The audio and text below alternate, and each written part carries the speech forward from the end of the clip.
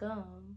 This is Talk Your Shit with Deja, where we drop the I because not only can I talk my shit, but I want you to talk your shit too. Hey! So, we're on episode 3, and in the midst of me trying to figure out what I want to talk about this week, I was like, yo, you have learned so much about yourself. So I kind of wanted to start off with talking about one of the most recent things that I've learned about myself, and that's my attachment style. When I was in college and even high school, because we had psychology class, we kind of learned about attachment styles, kind of glazed over them, and you never really thought about them, I guess, especially for me, because I hadn't started dealing with the opposite sex of people or getting into relationships and everything. Yes, I was a late bloomer. So I wasn't really dealing with people, so I didn't necessarily know what my attachment style was and how it was going to play a part in me when it comes to being in relationships and things of that nature. I mean, even for some people, attachment styles can affect your behavior at work or, you know, friendships or even just family, because that's kind of where it starts. But for me, I've seen it play out the most when I'm dealing with other people, like opposite sex wise, relationship, situationship, all this stuff in this date and age. But I've seen it come out the most in those dynamics. So I kind of just wanted to go over attachment styles, or more so the insecure attachment styles, because the secure one is I could tell you about it, but it's the most healthy. So it's I'll tell y'all about it just because you should know what you should be looking for or what you should aspire to be, I guess. So I'll glaze over it. But I do want to mostly focus on the other three, and those are insecure attachment styles. And the reason why I want to focus on those is just because within the Black community, we are literally raising insecurely attached people. And yeah, all of the insecure attachment styles are the reason why we have such a hard time maneuvering throughout life and, just being social, because we're either anxious with people when we meet them or like them or come across them, or we're avoidant, which means that you literally just shut the fuck down and you don't even want to let people into your space of vulnerability. Or we're a mixture of both, which is, let me look, disorganized.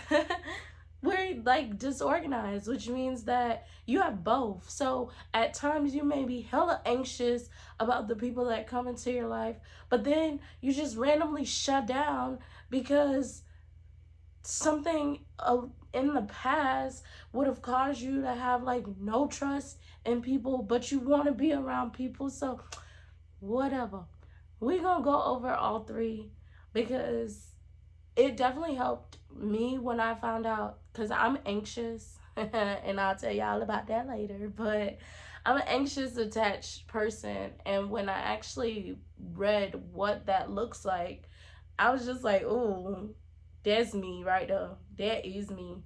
And it makes sense. And it starts to place puzzle pieces in the spots that they need to be, so you know how to maneuver throughout life. You know who to maybe avoid, how to set up boundaries, how to advocate for yourself if you know what your attachment style is. But I think within the Black community, or maybe within any community, who knows, but especially within the Black community, a lot of people probably don't know their attachment styles, because not everybody is in a psychology class learning about attachment styles. That's a once in a lifetime type of thing.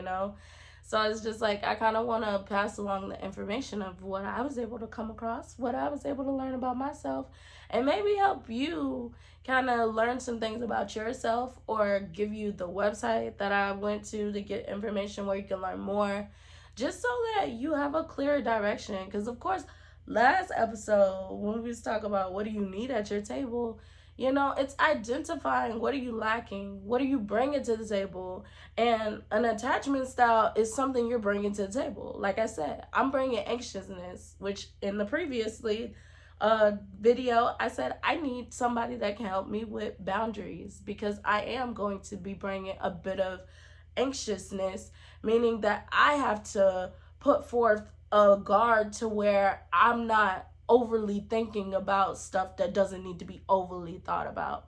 Or not even just that, overextending myself, because when you're an anxious person, you don't want nobody to go nowhere. So then I'm learning not to overextend myself to people either, and that's another thing with boundaries. So definitely want to just pass along some information. We're going to talk our shit on attachment styles today. And, you know, hopefully by the end of this video, maybe you can let somebody know that you have the same attachment styles. Kind of give them advice on how you were able to cope through your attachment style. Or maybe you just said, dang, I learned something I ain't know before. Who knows? But let's get started. Of course, we're going to start where I'm more proficient in, which is the anxious attachment style. So, and when you see me look down on YouTube, you'll see that I'm looking at my laptop. It's just not in the camera, but yeah, I'm reading. But okay. So with the anxious attachment styles, you're going to develop that within childhood when you have parents who are kind of inconsistent in how they emotionally open up to you. It says that sometimes the parents will be supportive and responsive to the child's needs, and at other times they will be misattuned to the child. And when I could tell y'all, that was me, like factually. Like there would be moments where, you know, I had mom there to definitely hold me close and make me feel all right, but then there would be times where it's just like, dang, you a crybaby type shit. Like, damn, wait a minute, calm down. Like, damn, you just had my back not too long ago, but now it's you dramatic and all this other stuff. So it's just like, wait a minute. So it's just like, it's basically where the child feels like their needs are being met inconsistently from the parent, which is what caused them anxiousness, because you're always over analyzing everything. Like, are they gonna check on me? Are they gonna leave me stranded here confused as shit? Like, you just never know. That's the thing about the anxiousness, is we don't like never knowing shit. If you ever came across an anxious person, you got to give them the rundown, because they don't like for their mind to go 1,000 places. But that's where it's going to go when you have been left to figure it out, type of thing, where one moment you have a direction and then the next moment you're dropped like a hot potato. Like, so it's like with an anxious person, their mind is constantly over analyzing everything, because as a child they possibly had somebody who was there 1 minute and attentive and everything of that nature, and then the next minute they were telling you to suck it up, get it together, and all this other stuff. So it's like one of the biggest things that makes it so bad is the inconsistency of it all. Because again, you just never know. And when nothing is consistent, you're always questioning when it's going to get on the right track. So your mind automatically races, because our mind is our biggest protector, or it tries to be rather. So it's going to constantly be trying to figure out what's going on to get you back to a comfortable space, because it doesn't like the mind racing. So, yeah.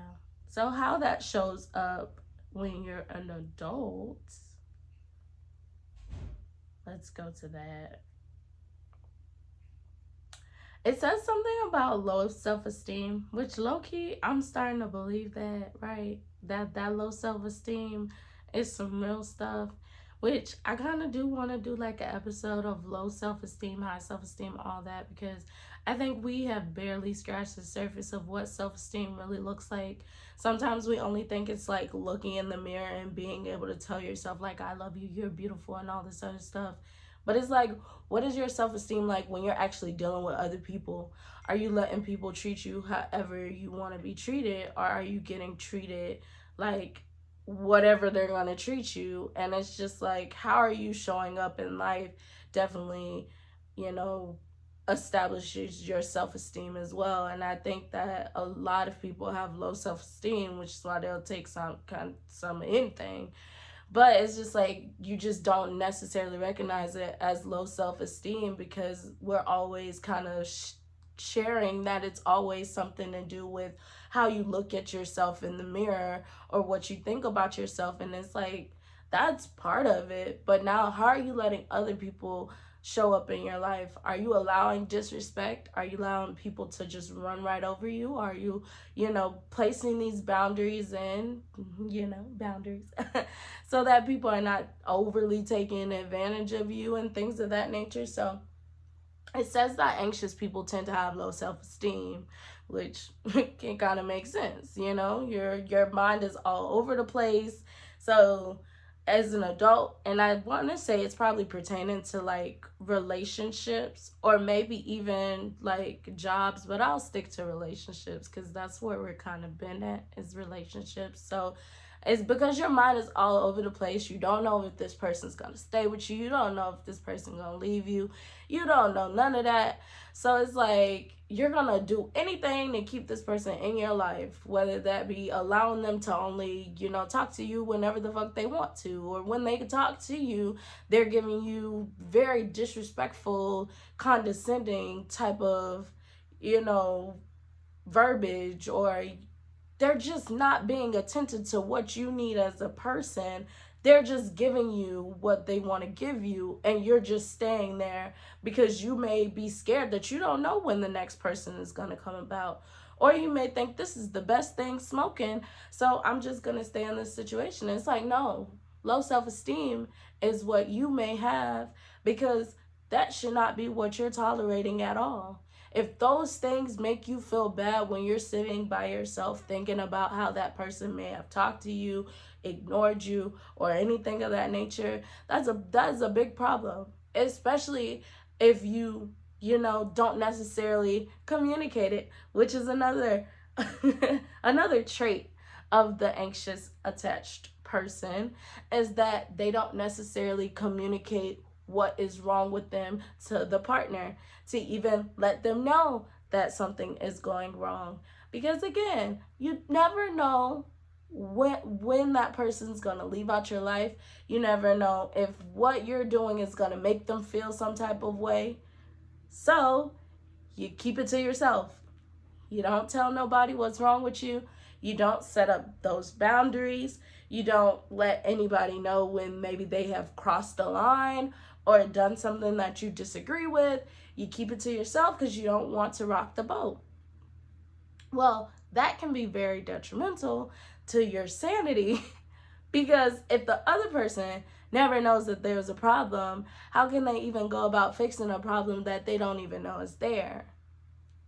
So it's just like, on one hand, you're scared to say anything because you don't want that person to leave. But then on the other hand, it's like, if you don't say anything, they never fix the problem. So then the problem continues to persist. And then now you're taking the heat in the back end because they're treating you in a bad way. But they don't know it's a bad way because you never said. It's just a cycle. Needless to say, it's very unhealthy, but that is a trait that, anxious attached people tend to have. Again, you don't want to shake the table. You always want to try to keep it consistent on a good basis. And it's just like, is it really good? Like, good for who? Good for who? If it's not good for you, then bump all that. Speak up for yourself.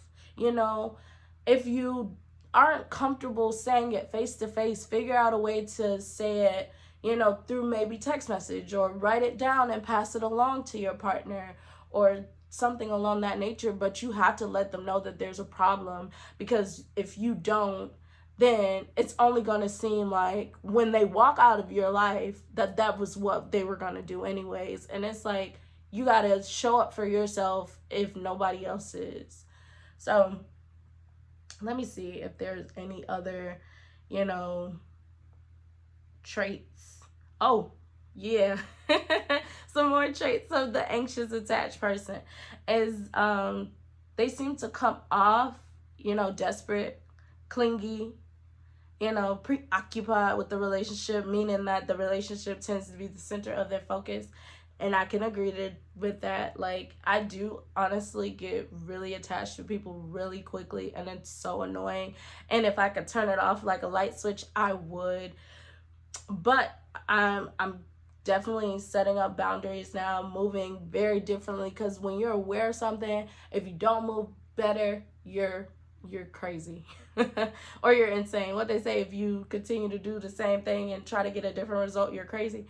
So it's like, once you're aware of your attachment style or whatever the case may be, move a little bit differently, because that's how you get better results. So, in the past or previously, that desperate, clingy, all that stuff was definitely there. Like, I needed to text people. Shit, low key is here now, but only with old people. New people, I'm moving differently. Old people, they just got a different string on my heart or whatever. But I constantly needed to text people. I constantly needed to be in your presence. I constantly need to take up your time, because, again, you just never know when that person's just going to leave. Because the moment that they're not responding, or the moment that they're not there, now you're left to wonder, like, what is going on? Like, am I losing it? Or, like, what is happening? You're anxious all over again. Your mind is over analyzing, and it's trying to get to a comfortable place. And this may have come from, like, again, when you were a child, when your parent was there for you one moment emotionally, then they were completely absent. You were probably like, yo, what the hell? Does my parent not love me? The person who brought me into this, like, onto this earth, one minute they was like giving me their whole heart, and now the next they're like, suck it up, get it together. Like, you're so confused. So I can understand how it comes out as, like, when you're in something with somebody, you're overly desperate, clingy, always wanting to be up under them, never wanting them wanting to let them go, because you never know when things are gonna go bad. But it's like, when you get older and you learn that people have their own lives and they're going through their own crap, especially within the Black community, they got their own attachment styles that are just pulling them in all different directions. You just have to kind of figure out a way to set yourself up for success versus failure. So again, just being, like, aware of your attachment style is hella helpful. Like, when I tell you, I literally had a breakthrough cry moment with learning my attachment style, because it's like, yo, I learned about this in school, but it didn't hit me until I really went through it, that, girl, you literally are this. But it's learning that you are a certain way so that you can be preventative of getting stuck in the cycle that helps, rather than just learning about it, ignoring that you need to set up any type of, help, and then just going through life. And then when things keep going in the same direction, or you keep getting the same results, you're like, what is going on? It's like, you knew you were this type of attachment style. You could have did this, and this to set you up for failure, but you didn't. Or you didn't stand firm in it. And that's the one thing I'm telling myself is, like, yo, when you learned about your attachment style, you're going to stand firm in these boundaries that you're going to put up. You're going to stand firm in opening up, letting people know what's wrong with you. You're going to stand firm in that, because if you don't do it, it's going to be bad for you, not the other person. They're going to care less. I mean, unless they care, then that's beautiful. But for somebody who may be like a avoidant, attached person, they ain't gonna give a damn. And it's just gonna just feel extra hard on yourself. So it's just like, advocate for yourself at all times, though. But those are some of the main things with the anxious attached trait. Again, like, I'm gonna put the website probably at the end of the video, just so if you want more information about your attachment style, you can definitely click on or search the website and go look it up, because it helped me a lot to just see it written out. that this is the reason why you're this way. And it makes so much sense when you can actually see the research and everything that's been done. So I'll put that there. So the next attachment style, which is, I'm sure a lot of people within the Black community have either these two, one or the other. But this one right here, a lot of men have this. And a lot of women tend to have the anxious attached style, right? So then we come together and then one is overly attached, the other one is not attached. It's cause for a disaster. But the avoidant attachment style, it basically develops, it says like the caregivers are likely to become more distant as the situation gets more emotionally dense. They might become overwhelmed and want to get out. This is when their unavailability will be most evident. The child expresses a need for closeness, but instead of receiving it, they perceive that the door is shut in their face. Parents whose children become avoidant might not only avoid expressing their own feelings, they might also disapprove of not tolerate any notable display of emotions from their children. So, if you ever heard a Black parent tell their son, "You all right, get up, suck it up, you a boy, you don't cry," that's what that is. You're creating an avoidant ass human being because you're shutting off their emotions at the moment that it shows up, which I dislike. But we definitely elaborate that way more on a whole nother episode. But yeah, like anytime, or even I know there's been a whole bunch of women that have told their girls, like, suck it up. Like, I had to be tough. You gotta be tough too. Like, because we have instilled this toughness, and I put quotations around the toughness. If you heard it, you heard it. But we have instilled toughness into our community to where our children aren't even allowed to be human sometimes. Like, and it's funny because there's a whole bunch of adults that run around here and blow up like they're big little kids.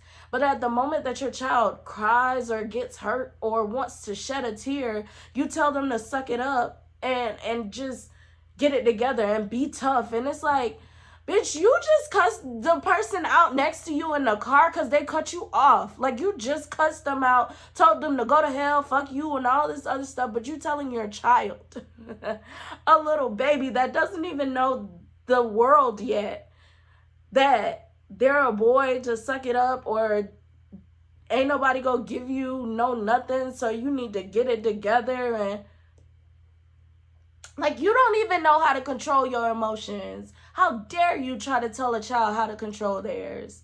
And you know, I fell into this trap too, just because, again, it was passed down to me and it's something that I learned from previous generations. But it's like, when I do catch myself, I definitely try to change that, because we should not be telling children in like how they should be expressing, especially like from ages 0 to maybe 6, when they absolutely have no comprehension of what is going on. When crying is usually their first means of communicating anything wrong with them, that's what they do, is cry. A baby, when they're hungry, they cry. When they're sleepy, they cry. When their stomach hurts, they cry. When anything is wrong with them, they cry. And because it's something that maybe somebody told us to shut up and shut it down and stop being so dramatic, now we pass it on to the children, and it's like that's their fucking way to communicate.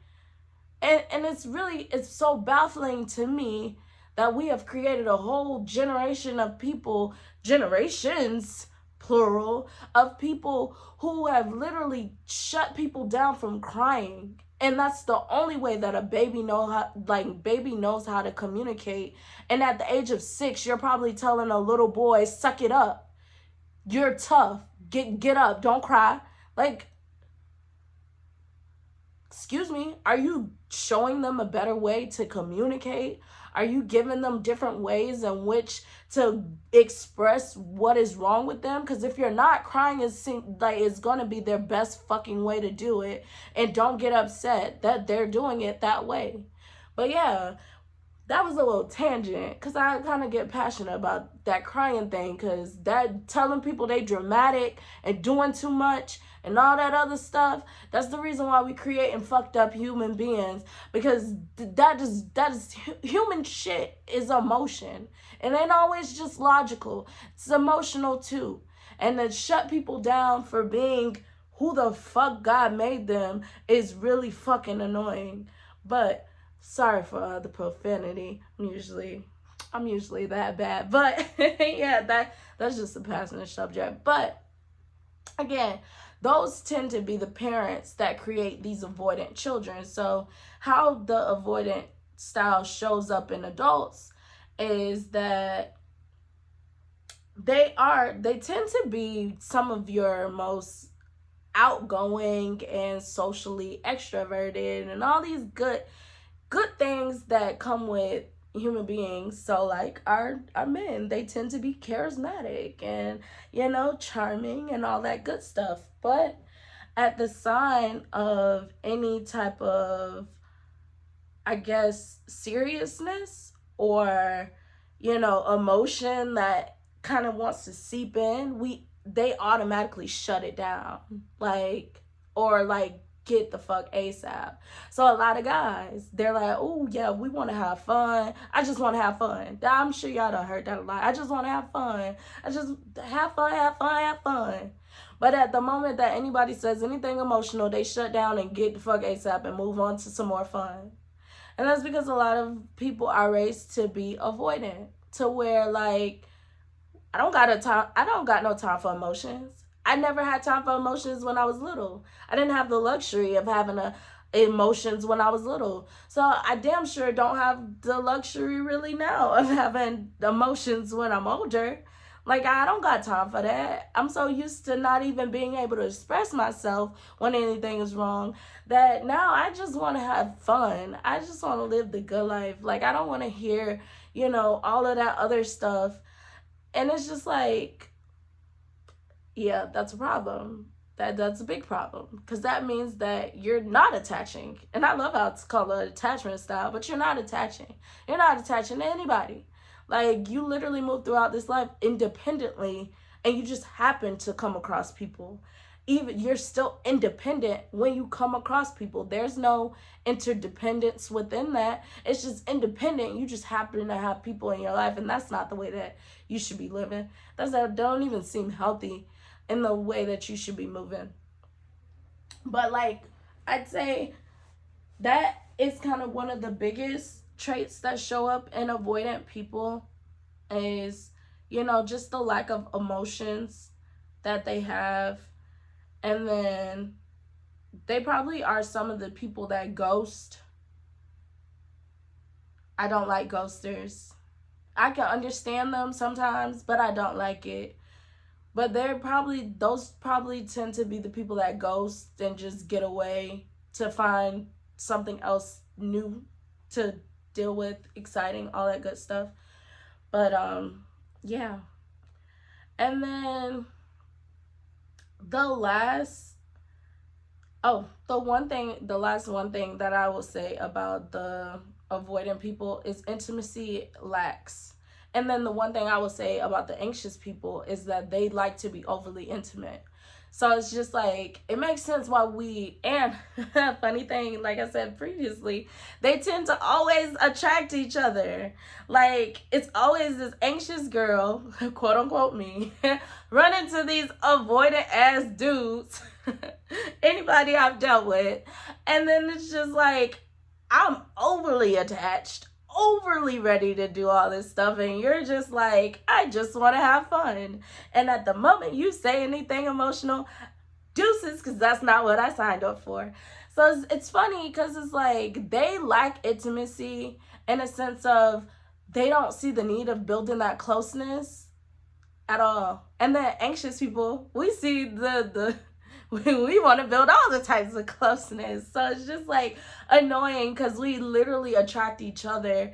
So it's being aware. Not to say that, it'll never work, but the avoidant person has to be aware that they're avoidant. The anxious person has to be aware that they're anxious. And then we have to come to a middle ground to where it can actually be healthy. But if one is aware and the other one isn't, then you're going to have hella problems, and it does nothing for nobody.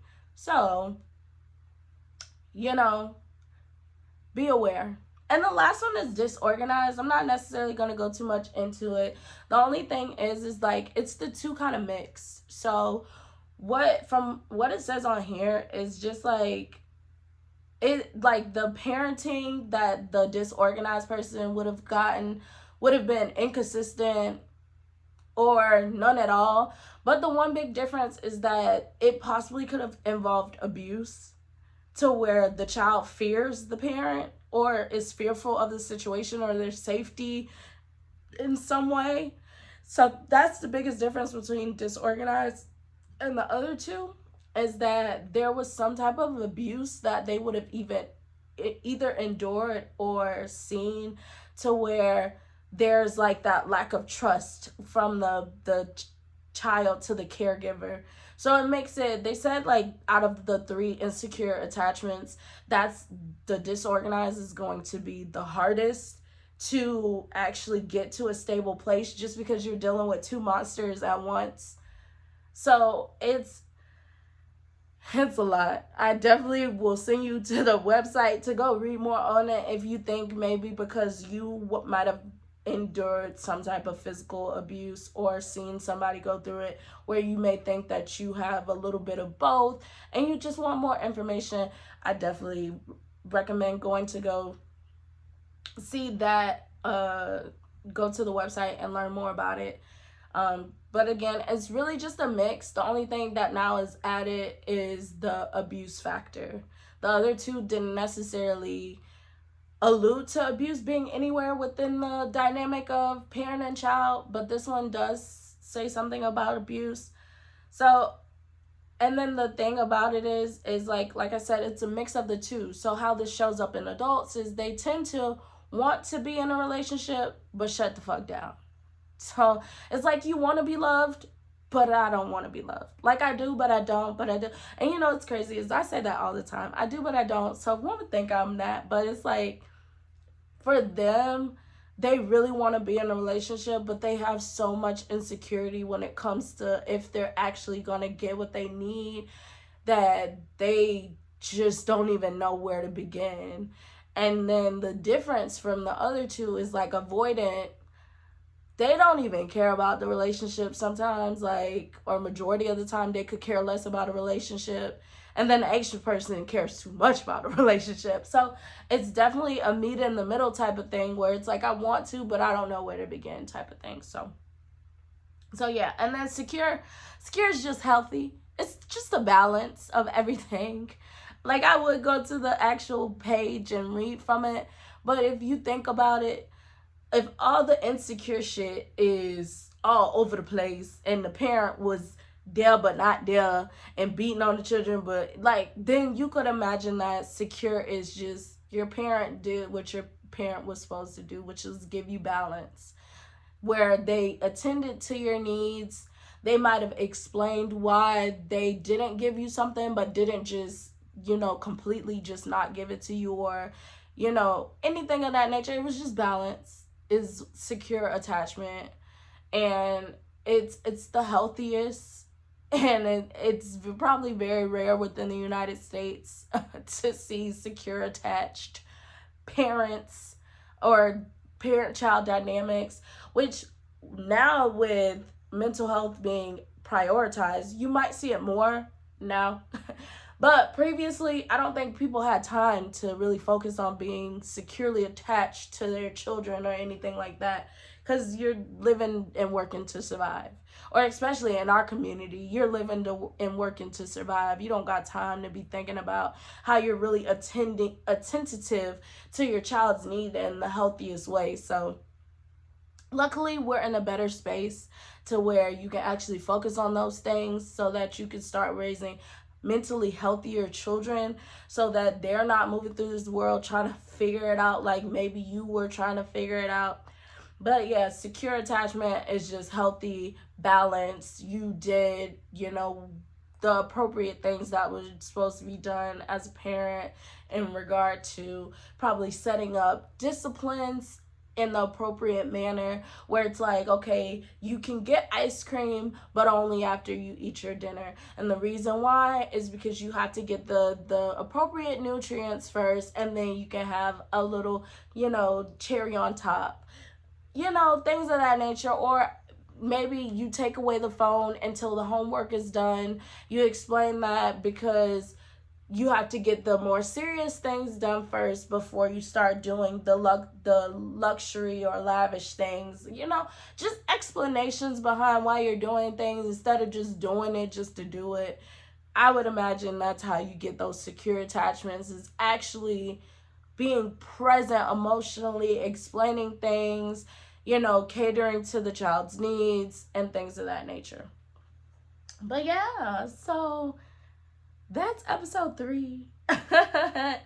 And again, like for me, the anxious attachment, when I found out that I was that, it blew my mind. But when I was reading through it, it's just like, okay, it makes sense. Because even outside of my mom and how she would have showed up for me emotionally, my dad, the motherfucker was dead, then he wasn't there. Then he'll randomly pop up, then he'll leave. Then he'll randomly pop up, then he will leave.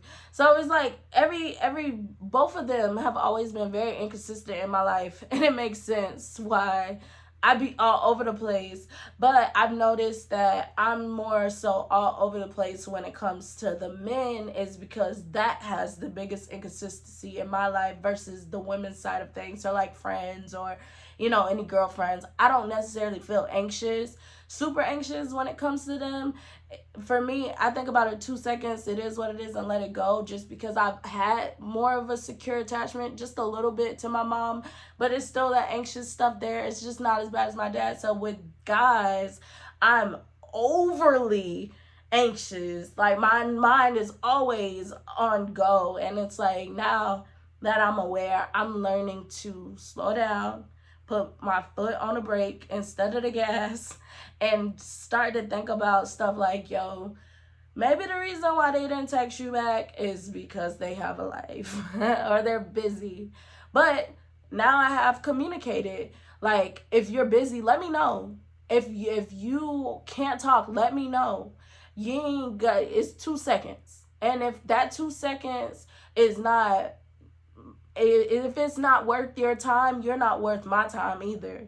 Because that's going to be the best way for me to move forward, is letting you know that that's a boundary of mine. Like, that no communicating at all is Don't look at my shit and ignore it. Don't do that. don't do that. And we're not accepting that. 2023 moving forward, we're not accepting none of that shit. You see my shit, you either say you're busy or you respond, but you gotta say something or you can't deal with me, because I'm not built like that to where I'm just, my mind gonna be okay. No, it's not gonna be okay. But in learning myself and knowing what I needed at my table, I can establish those boundaries so I can move forward.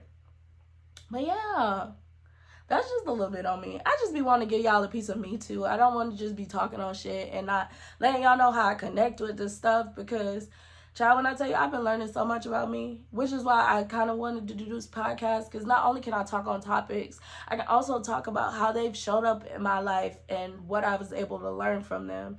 And I really hope that that's what y'all take and do with it too, is like, when I put it out to y'all could be like, damn, this is how this showed up in my life, and it made sense. Like, this makes sense why I'm this way. Like, okay, yeah.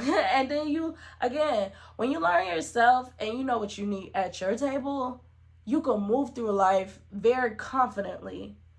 So that's what I'm just trying to do, is just give y'all ways in which you can show up for yourself and then show up in this world. And so, yeah, this is going to be episode 3, attachment styles. Of course, I kind of move through them real fast. And if you want me to kind of just focus on one at a time type of thing, let me know.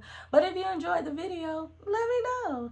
And if you have different ways that you have coped, or if you've learned your attachment style and how you go about setting up yourself moving throughout the world, then definitely leave a comment and things of that nature. Because you never know who you may be helping, or if somebody's just like you and they might have not even thought about that because maybe you went to therapy and they didn't.